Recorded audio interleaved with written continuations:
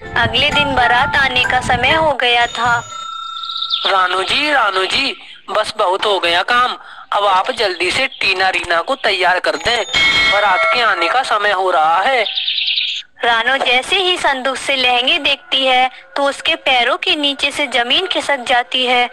हे भगवान, ये क्या हो गया? दोनों लहंगे तो जगह जगह से कटे हुए हैं। अब मैं क्या करूं? भाभी क्या हुआ? आपने लहंगे लाने में बड़ी देर कर दी। हमें तैयार नहीं करना क्या, या आज के दिन भी लेट करोगी? रानू डरती डरती सबको कटे लहंगे दिखा देती है। देखा भैया आपने, हम आपसे सही कहते थे। रानू भाभी हमें देखकर जलती हैं और आज तो हद ही हो गई। हमारे तो लहंगे ही काट दिए। अब हम क्या पहनेंगे? हमारी शादी कैसे होगी? रानू जी, आपसे ये उम्मीद नहीं थी मुझे। आपने लहंगे काट दिए। हे भगवान, अब मेरी बहनों की शादी कैसे होगी? बारात भी आती ही होगी।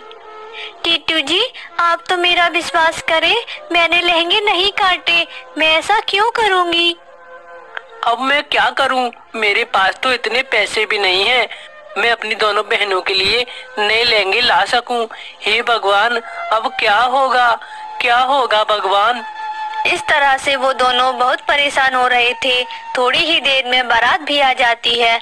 दोनों लहंगे खराब होने की बात बारातियों को भी पता चल जाती है और लड़के पंछी वालों की माँ तो बहुत गुस्सा करती है।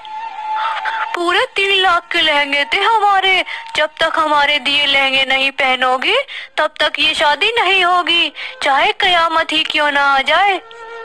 नहीं, आप ऐसा ना बोले। शादी से मना ना करें। मैं जाती हूँ और आपके जैसे लहंगे लेकर भी लौटूंगी। ये कहकर रानो शादी के मंडप से चली जाती है। वो सीधा चील के पास जाती है। चील जी, आपको अपनी पत्नी के लिए एक किडनी चाहिए थी। मैं अपनी किडनी देने के लिए तैयार हूँ, लेकिन मुझे अभी तुरंत 3 लाख रुपए चाहिए, वरना टीटू जी की दोनों बहनों की शादी टूट जाएगी। चील बहुत दिनों से परेशान था। वो खुशी खुशी रानो को 3 लाख रुपए दे देता है। रानो जल्दी से उन पैसों के लहंगे लाती है और अपनी दोनों ननदों को तैयार करती है। फिर खुशी खुशी टीना और रीना की शादी हो जाती है। विदाई का समय था। रानू जी, आपको इतनी जल्दी पैसे कहाँ से मिले? हाँ भाभी, हमें तो 100 रुपए बड़ी मुश्किल से देती थी और अब 3 लाख रुपए का जुगाड़ हो गया। इतनी जल्दी कहाँ से? रानो चिड़िया छुपाते हुए भी उनसे नहीं छुपा पाती। वो उन सबको सब बता देती है कि किस तरह से चील से वो पैसे मांग कर लाई। ये बात सुनकर उन दोनों के तो होश उड़ जाते हैं। भाभी, हम दोनों ने ही अपने लहंगे काटे थे। हमें माफ कर दे भाभी, हमें माफ कर दे।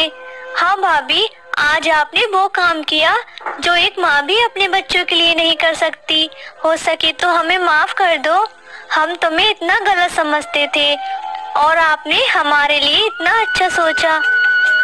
कोई बात नहीं मेरी प्यारी ननंदो, अब सब ठीक हो जाएगा। अब बाहर चलो, तुम्हारे ससुराल वाले तुम्हारा इंतजार कर रहे हैं। फिर खुशी खुशी वो दोनों बहनों को विदा करते हैं। आपका धन्यवाद।